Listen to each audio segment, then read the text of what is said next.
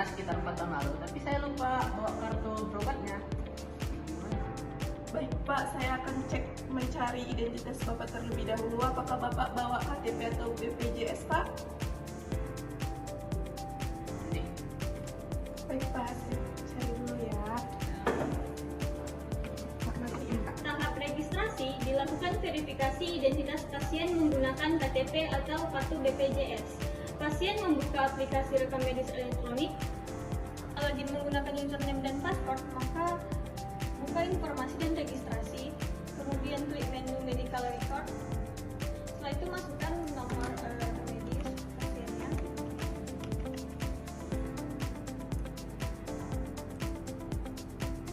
Pastikan identitasnya yang ada pada sistem rekam medis elektronik sesuai dengan KTP-nya atau identitas pasiennya.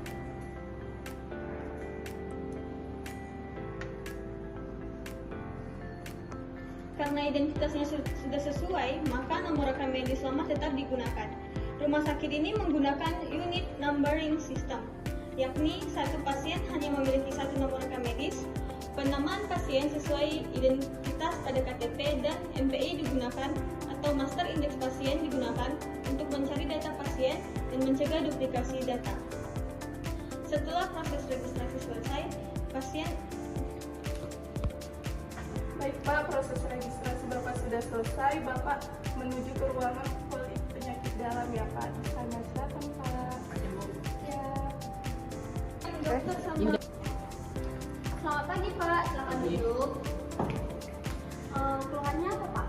Keluhannya saya mudah haus, sering buang air kecil dan gampang lelah. Izin saya periksa dulu ya Pak.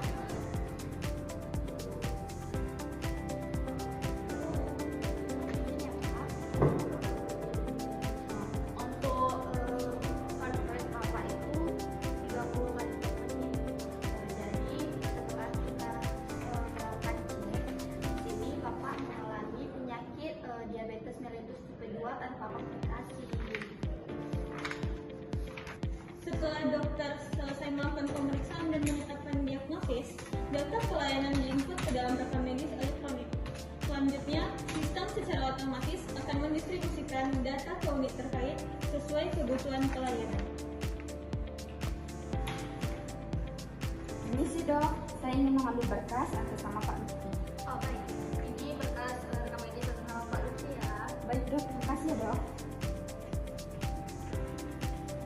Permisi, ini berkas atas nama Pak Lutfi. Mohon dicek ya.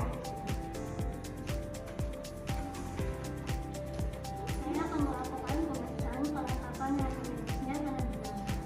Baik, Hasil pemeriksaan menunjukkan formulir identitas pasien lengkap, catatan pemeriksaan dokter lengkap, hasil pemeriksaan penunjang lengkap, lembar general concern belum ditandatangani dokter, serta rekam medis belum lengkap.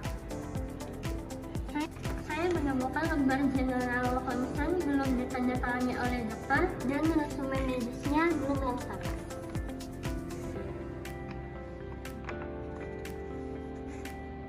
Karena rekam medis belum lengkap, proses analisis dan coding belum dapat dilakukan. Berkas harus dikembalikan kepada dokter untuk melengkapi general concern dan resume medis. Setelah seluruh dokumen lengkap, rekam medis dapat dilanjutkan ke proses analisis dan pengkodean diagnosis. Ini berkas yang sudah saya cek. baik, terima kasih. Permisi, ini berkas atas nama Pak Lutfi yang sudah selesai dicek. Terima kasih. Sama. Selanjutnya dilakukan analisis kuantitatif terhadap rekam medis. Dokumen rekam medis sudah lengkap. Diagnosis pasien adalah diabetes mellitus tipe 2 tanpa komplikasi. Selanjutnya akan dilakukan pengkodean diagnosis menggunakan ICD-10. Bintang yang dicari adalah diabetes pada volume 3 dengan alfabetik D. Kemudian lihat modifier type 2, maka akan ditemukan dengan kode E11.9. Kemudian lakukan cross-check-nya pada volume 1 dengan kode E11.9, maka akan ditemukan yaitu type 2 diabetes mellitus without complication. Kode tersebut telah sesuai dengan diagnosis dokter. Setelah coding selesai, data dimasukkan ke dalam indeks dokter dan indeks penyakit, yang dimana indeks dokter berisi nama dokter, nomor rekam medis, nama pasien, tanggal pelayanan, diagnosis, tanda tangan dokter. Dan indeks penyakit berisi nama diagnosis, kode ICD-10 yaitu S11.9, nomor rekam medis, nama pasien, nama dokter, dan tanggal pelayanan. Ini berbasis dari kode ini. Baik, terima kasih. Selanjutnya rekam medis akan dikembalikan ke ruang penyimpanan sesuai dengan sistem penjajaran, yaitu strike numeric filling. Ini ada berkas atas nama Pak Lutfi. Sama. Ditemukan bahwa rekam medis tersimpan pada rak yang tidak sesuai dengan nomor rekam medis, sehingga petugas billing harus memastikan nomor rekam medis kembali, menelusuri lokasi penyimpanannya, memindahkan berkas ke lokasi penyimpanan yang benar, kemudian melakukan pengecekan ulang agar tidak terjadi kesalahan penyimpanan atau yang disebut dengan misfile. Ini data pasien tidak bisa diakses. Kenapa nih dengan komputernya? Baik, kami akan melakukan proses recovery menggunakan data hasil backup. Baik, terima kasih. Dan karena itu, petugas IT melakukan proses recovery dengan memastikan penyebab gangguan server, menggunakan data backup terakhir, melakukan recovery, kemudian memastikan seluruh data pasien kembali normal. Waktu pencadangan atau backup data rekam medis elektronik dilakukan secara rutin setiap 1x24 jam. Halo, sistemnya sudah kembali normal ya. Baik, terima kasih ya. Oke. Mulai bulan ini, rumah sakit akan menerapkan rekam medis elektronik. Seluruh data pasien yang masih berbentuk berkas akan dipersiapkan untuk dialihkan ke rekam medis elektronik.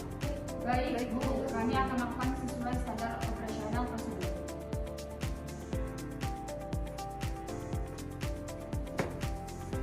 Langkah pertama yaitu mengidentifikasi rekam medis yang akan dialihkan dengan memastikan nomor rekam medis, nama pasien, dan identitas lainnya sudah sesuai dengan master index pasien sehingga tidak terjadi kesalahan. Kedua yaitu memeriksa kelengkapan isi rekam medis yang meliputi lembar identitas pasien, catatan anamnesis, pemeriksaan fisik, hasil laboratorium, hasil radiologi, resume medis, lembar general concern, dan lembar terapi. Jika formulir lengkap dilanjutkan ke proses digitalisasi. Langkah ketiga yaitu melakukan pemindaian seluruh dokumen menggunakan scanner dan mencocokkan hasil scan dengan dokumen. Langkah keempat yaitu membuka aplikasi rekam medis elektronik, mencari data pasien menggunakan nomor rekam medis. Setelah datanya muncul, maka unggah hasil digitalisasi rekam medis ke dalam folder pasien yang sesuai dan memastikan file tersimpan. Langkah kelima yaitu validasi data. Dengan membandingkan dokumen asli dan elektronik,